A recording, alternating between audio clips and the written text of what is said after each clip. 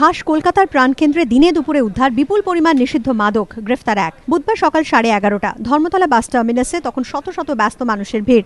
তার মধ্যে আচমকাই স্থানীয় পুলিশ কর্মীদের চোখে পড়ে সন্দেহজনকভাবে এদিক ওদিক ঘোরাফেরা করছেন এক ব্যক্তি, হাতে একটি ব্যাগ। সেখানে তখন ছিলেন সাউথ ট্রাফিক গার্ডের কর্তব্যরত অফিসার এবং ওসি। তারাই ওই ব্যক্তিকে ডেকে জিজ্ঞাসাবাদ শুরু করেন, কিন্তু এরপর তার ব্যাগটি খুলতেই পুলিশ কর্মীদের চোখ কার্যত কপালে ওঠার জোগাড়। পুলিশ সূত্রে খবর, ব্যাগের মধ্যে মজুদ ছিল প্রায় 5 লক্ষ টাকা নিষিদ্ধ মাদক। খবর পেয়ে ঘটনাস্থলে পৌঁছয় ময়দান থানার পুলিশ। গ্রেফতার করা হয় ওই ব্যক্তিকে। পুলিশ জানিয়েছে, ধৃতের নাম বৈদ্যনাথ দাস। তিনি ওড়িশার বাসিন্দা। পুলিশের দাবি, জেরার মুখে বৈদ্যনাথ জানিয়েছেন তিনি ওড়িশা থেকে ওই মাদক নিয়ে এই প্রথমবার কলকাতায় এসেছেন। এখানে সেই মাদক এক ব্যক্তির হাতে তুলে দেওয়ার কথা ছিল। পুলিশের অনুমানের পেছনে রয়েছে কোনো বড় মাপের মাদক পাচার চক্র। এত বিপুল পরিমাণ মাদক কোথা থেকে এলো? কারা বৈদ্যনাথকে কলকাতায় পাঠালেন? কলকাতায় কার হাতে সেই মাদক চালান করার কথা ছিল? সেই সব তথ্য জানতে ধৃতকে জিজ্ঞাসাবাদ চালাচ্ছে পুলিশ। ময়ূখ ঠাকুর চক্রবর্তী রিপোর্ট, এবিপি আনন্দ, কলকাতা।